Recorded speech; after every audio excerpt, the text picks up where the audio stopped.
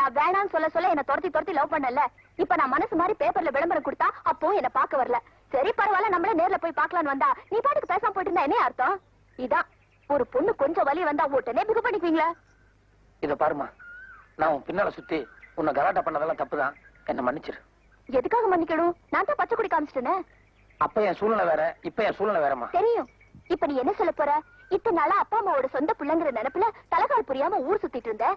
இப்ப நான் ஒரு அனாதைன்னு தெரிஞ்சதுக்கு அப்புறம் பழைய மைனர் தனம் பந்தா எல்லாத்தையும் விட்டுட்டு தந்தை கேட்ட தனையனா ஒரு பொறுப்புள்ள ஆளா மாறிட்டேன்னு சொல்ல போற. அவ்வளவுதானையா? இத பாரு, இவ்வளவு கலாட்டா பண்ணி எனக்கு கல்யாணம் பண்ணிக்கணும்னு நினைக்கிறியே, ஒருவேளை கல்யாணத்துக்கு அப்புறம் நான் நெருப்பு வச்சா என்ன பண்ணுவேன்னு கேட்டதுக்கு ஒண்ணும் பண்ண மாட்டேன், உன்னை அப்படியே கட்டி பிடிச்சுக்குவேன்னு சொன்னியே. அன்னைக்கு தாயா உன் மனசோட ஆள் எனக்கு புரிஞ்சது. நீ அனாதைன்னு தெரிஞ்சதுக்கு அப்புறம் நீ அழுதியோ இல்லையோ, நான் அப்படி அழுதையா. அப்பதான் முடிவு பண்ண நீதான் எனக்கு புருஷன். இல்லம்மா, எங்க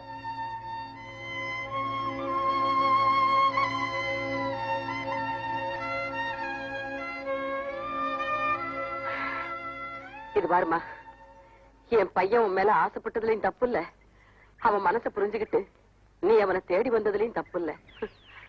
எதுக்கும் கால நேரம்னு ஒண்ணு இருக்குல்ல. இப்ப அவங்க அப்ப வேற இடத்துல சம்பந்தம் பேசி முடிச்சுட்டாரு.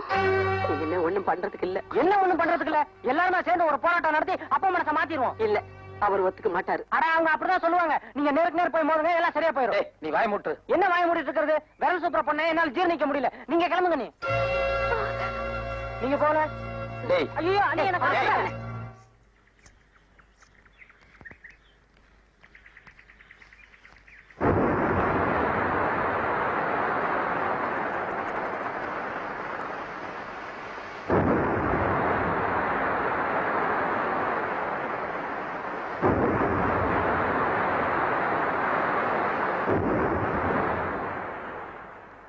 உங்ககிட்ட கொஞ்சம் தனியா பேசணும்.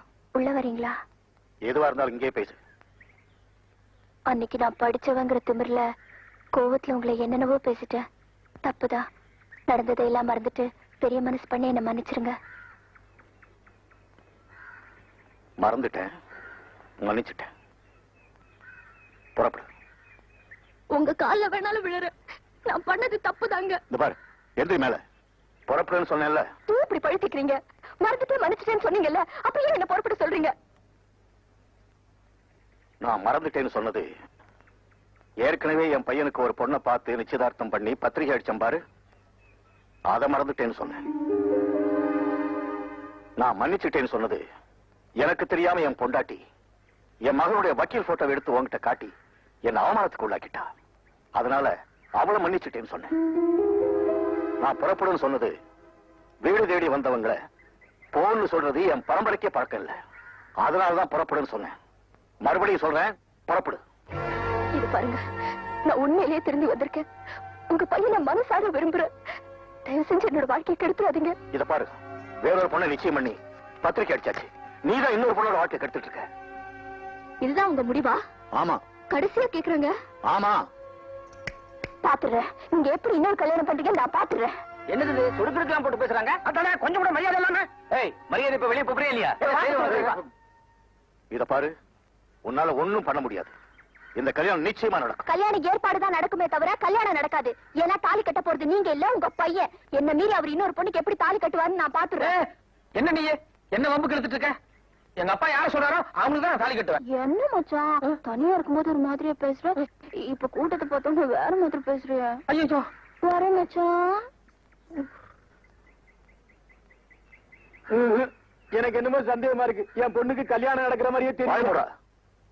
அந்த பொண்ணு சொடுக்க போட்டு போயிட்டா கல்யாணத்தை நிறுத்திடுவாளா? இதுக்கு போய் பயந்துகிட்ட. எங்களுக்கு பயம் அந்த பொண்ணு நினைச்சல, உங்க பிள்ளையும் நினைச்சுதான். கரெக்ட். அந்த பொண்ணு என்னமோ மச்சா மாமான்னு சொல்லிட்டு போகுது. என்னடா ராசகுட்டி? அப்பா, நீ யார வார்த்தையே வர மாட்டேங்குது. தடுமாறாரு. இல்ல, நான் கொஞ்சம் உணர்ச்சி வசப்பட்டேன். அப்பா, நீ பார்த்து அம்மிகளுக்கு தாலி கட்ட சொன்னாலும் நான் கட்டுறது தயாரா இருக்கப்பா. பாருங்க, இப்ப கூட அம்மிக்கல்லுன்னு தான் சொல்றாரு. பூவாத்தா அப்படின்னு என் பொண்ணு பேரை சொல்ல மாட்டேங்குது. எக்காரணத்தை கொண்டு என் பையன் என் மானத்தை கெடுக்க மாட்டான், நம்புங்க.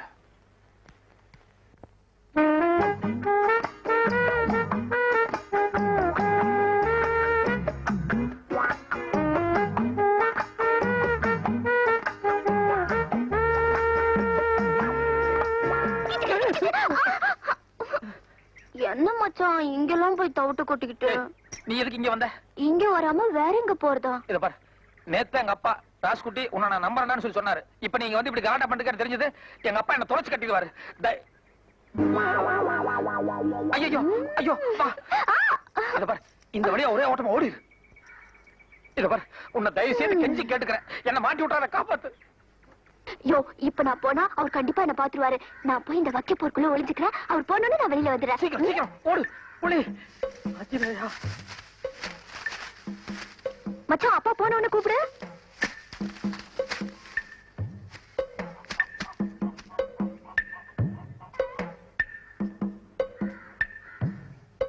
ஏண்டா ராசுகுட்டி, அப்பா. ஆளுங்க ஒழுங்கா வேலை பாக்குறாங்களான்னு கவனிக்காம நீ ஏன்டா வேலை பார்த்துக்கிட்டு இருக்க? இல்லப்பா, சில வேலைங்க எல்லாம் நம்ம பொறுப்பா பாக்குற அளவுக்கு ஆளுக்காரங்க பார்க்க மாட்டாங்க. அந்த லிஸ்ட் எடு. எந்த லிஸ்ட் மச்சான்? அதான் நோட்ல பேர் எழுதுனே அது. இந்தாங்க மச்சான்.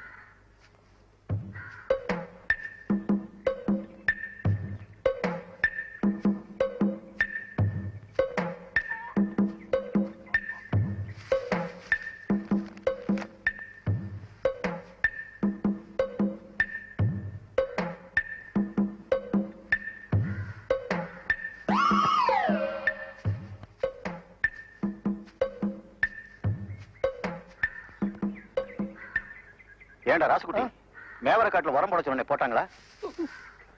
என்னடா போட்டாங்களா? போட்டாச்சுப்பா. அப்பா வெயிலாக அப்படி நல்ல போய் உட்காந்து பேசலாமா? இருக்கட்டும் இருக்கட்டும். ஏண்டா ஆ? நாளைக்கு மஞ்ச காட்டுல ஆளுங்களை விட்டு களை எடுக்க சொல்லு. அப்படியே நம்ம நடுக்கணத்தை சரி, என்ன பண்ற? மாட்டுக்கு தீனி வைக்கணுங்க. நான் அப்பவே வச்சாச்சு, நீ போ. அட, காலையில இருந்து மாடு அம்மா அம்மான்னு கத்திட்டு இருக்கு, காதுல விழல. டேய் டேய், நான் அப்பவே வச்சாச்சுன்னு சொல்றேன்ல, போடா. இல்ல, கையெடுங்க, நான் வச்சே தீருவேன். டேய் டேய், போடட்டும் விடேண்டா. இல்லப்பா, நான் அப்பவே போட்டேன். இங்க வாடா, நீ போ. நீ போய் பருத்தி காட்டுல வேற வேலையை பாரு. அப்பா, ஆ? இங்க நல்லா இருக்கு, சீ, வெயிலா இருக்கு, அங்க நல்லதுக்கு போலாம், வா. ஆ. என்னங்க என்னங்க இது பட்டு கோவண மாதிரி இருக்கு? இத கட்டுற அளவுக்கு நம்ம காட்டுல யாரும் அவ்வளவு அந்தஸ்தா இல்லையே. ஒருவேளை நீங்க கட்டிட்டு ஜருக இருக்க குத்துதுன்னு அவுத்து விட்டீங்களா? காய்ங்க ஒண்ணு ஆயிலையே. என்ன கல்யாண நேரம் பாருங்க. இல்ல, அத பத்தி எனக்கு எதுவும் தெரியாதுப்பா. இது பொம்பளைங்க போடுற தாவணி மாதிரி இல்ல? இல்ல இல்ல, யாரோ பிடிக்கலன்னா தூக்கி வீசிட்டு போயிட்டாங்க. தூக்கி போடா போடா. பட்டு கோவணத்தோட அருமை யாருக்கு தெரியுது? மச்சான், அப்பா போயிட்டாரா? ஆனாலும் நீ ரொம்ப மோசம் மச்சான். உதட்டு வேற கடிச்சிட்ட, தாவணியையும் உருவிட்ட, உள்ள உடம்பெல்லாம் ஒரே அரிப்பா அரிக்குது. நல்ல வேளை உச்சகட்டத்துக்கு போறதுக்கு முன்னாடி உங்க அப்பா வந்துட்டாரு. இல்ல இந்நேரம் என் கற்பே பறி போயிருக்கும். ஐயோ, அம்மா, இத்தனை பேருக்கு முன்னால இப்படி ஆயிடுச்சு. நான் வர மச்சான். என் தாவணி இந்தாங்க, இங்க இருக்கு. வர மச்சான், நாளைக்கு பாக்கலாம். வர சம்பளி. அண்ணே, நேத்து தானே நாங்க சொன்னோம். இன்னைக்கு கண்கூடாவே பாத்துட்டீங்கல்ல? அப்பா, நான் பாட்டுக்கு வேலை பார்த்துட்டு இருந்தேன். அந்த பொண்ணு திடீர்னு வந்து வலுக்கட்டாயமா என்கிட்ட பேச்சு கொடுத்தா. நான் வேண்டாண்டி, எங்க அப்பா பார்த்தா என்ன தொலைச்சு கட்டிடுவான்னு சொல்லிட்டு இருக்கும் போதே நீ வந்துட்ட. நான் ஓடின்னு சொன்னதுக்கு அந்த பொண்ணு இல்ல இல்ல, நான் வைக்க பரப்புக்குள்ள மறைஞ்சுக்கிறேன், உங்க அப்பா போனதுக்கு அப்புறம் வெளியே வர்றேன்னு சொன்னான். வேணும்னே நடுவுல பேச்சு கொடுத்து என்ன மாட்டி விட்டாப்பா. என்ன நம்புப்பா. டேய் ராசுகுட்டி, இந்த கல்யாணம் என் மான பிரச்சனை. இதுல ஏதாவது தடங்கள் வந்தது அப்புறம் மூஞ்சிலே முழிக்க மாட்டேன். இல்லப்பா, என்னால எந்த தடங்களும் வராது, என்ன நம்புங்கப்பா. நம்புறேன்டா.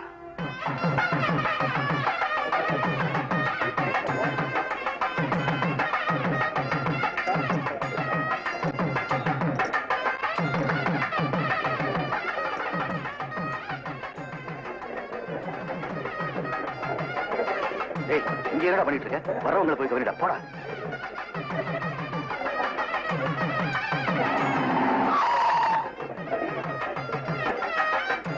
என்னங்க என்னங்க, போலீஸ் வந்திருக்கு. போலீஸா? இந்த நேரத்துல இங்க எதுக்கு வந்துருக்கு? தெரியல, ஐயனை கையோட கூட்டு வர சொன்னாங்க.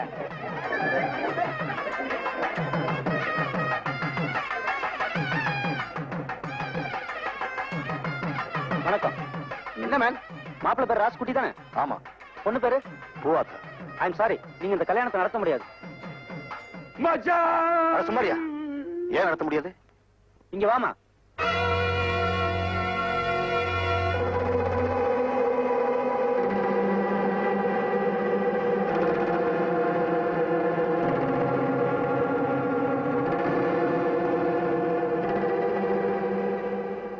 அந்த பத்திரிகையை கொடுமா.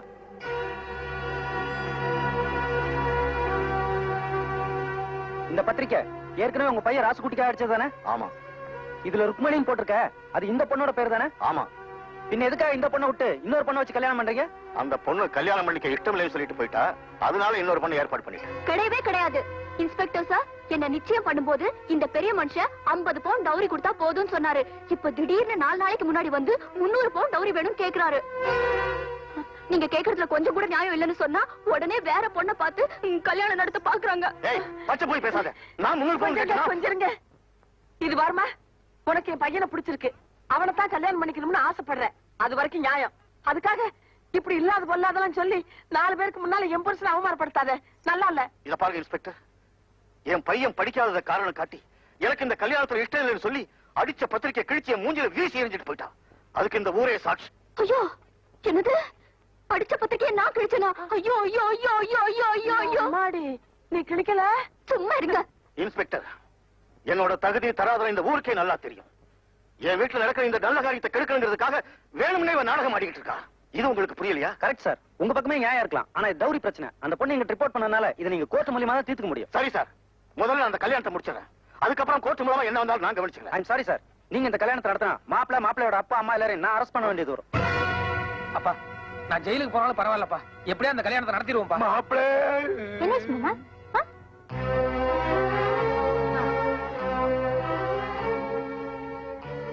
நீ ஒரு பொண்ணு தானே, இன்னொரு பொண்ணோட வாழ்க்கையை இப்படி நீ சீரழிச்சிட்டியே, இது தப்புன்னு உனக்கு தெரியல? சொல்லு, இதனால உனக்கு என்ன லாபம் வந்தது? சும்மா ஏன் என்னைய குத்த சொல்றீங்க? எங்க அப்பா மீறி என்னால எதுவுமே பண்ண முடியாது. நீ இப்படி ஒரு ஏற்பாடு பண்ணா கல்யாணம் நின்னு போயிரும். அதுக்கப்புறம் நம்ம 2 பேரும் கோயில்ல போய் கல்யாணம் பண்ணிக்கலாம்னு உங்க புள்ளதான் ஐடியாவே கொடுத்தாரு. ஏய், நான் ஐடியா கொடுத்தனா? அப்ப இல்லப்பா. என்ன இல்லப்பா? செம்புலி, பேசும்போது நீ தானே கூட இருந்த. இருந்தேன், ஆனா அது அது அது பேசாம உண்மையை ஒத்துக்கங்க. டேய், ஐயோ, அண்ணி சொல்றதாங்க 100க்கு 100 கரெக்ட். அப்பா, அப்படி பாக்காதப்பா. மாமா, ஏச்சி. ஐயா, அப்பா, அந்த பொண்ணு வேணும்னு என்ன மாட்டி விடுறதுக்காக உங்ககிட்ட பொய் சொல்றப்பா. தயவு செஞ்சு என்ன நம்புப்பா. வெளியே போடா அனாதை நாயே. என்ன சொன்னீங்க? ஒரு தடவைக்கு 10 தடவை அவன்கிட்ட கேட்டு தாண்டி பத்திரிக்கை அடிச்சிருக்கேன். அப்படி இருந்து அந்த பொண்ணு கூட சேர்ந்து என்ன இவ்வளவு கேவலப்படுத்தி இருக்கான்னா அதுக்காக இப்படி ஒரு வார்த்தை சொல்லணுமா? ஆமா, அவன் அனாதை தான். அதனாலதான் அந்த அனாதை புத்தியை காட்டிட்டான். போதும், நிறுத்துங்க. இதுக்கு மேல எதுவும் பேசாதீங்க. இப்ப தாங்க தெரியுது, இத்தனை நாளா என் புள்ள கண்டபடி காசு செலவு பண்ணிக்கிட்டு இருக்கானேங்கிறதுக்காக திட்டுறீங்கன்னு நினைச்சுக்கிட்டு இருந்தேன். இல்ல, ஆரம்பத்துல இருந்த உங்க அடி மனசுக்குள்ள அவ யாரோ நீங்க யாரோங்கிறது உறுத்திக்கிட்டே இருந்திருக்குது. அதனாலதான் இத்தனை பேருக்கு மத்தியில அவனை பார்த்து இப்படி ஒரு கேள்வியை கேட்டுட்டீங்க. அத்த பரவாயில்ல. சும்மா இருடா. எப்ப நீங்க அவனை வெளியில போன்னு சொல்லிட்டீங்களோ, இனிமே நானும் உங்க கூட இருக்க போறதில்ல. என்னைக்கு இந்த ஊரறிய அவனை உங்க புள்ளேன்னு ஒத்துக்கிறீங்களோ, அன்னைக்கு நாங்க வந்துக்கிறோம். வாடா. ஆத்தா, நீ கொஞ்சம் பொறுமையா இரு ஆத்தா. எதுக்காக இவ்வளவு கோவப்படுற? அப்பதானே அந்த வார்த்தையை சொல்லிச்சு. டேய், உங்க அப்பன் தானே அந்த வார்த்தையை சொல்லக்கூடாது. வேற எவன் வேணாலும் சொல்லிக்கிட்டோம். வா, ஆத்தா, சொன்னா கேளாத்தா. வாயை மூடிக்கிட்டு வா. ஏன் போற? சொன்னா கேளாத்தா. வேண்டாம் ஆத்தா.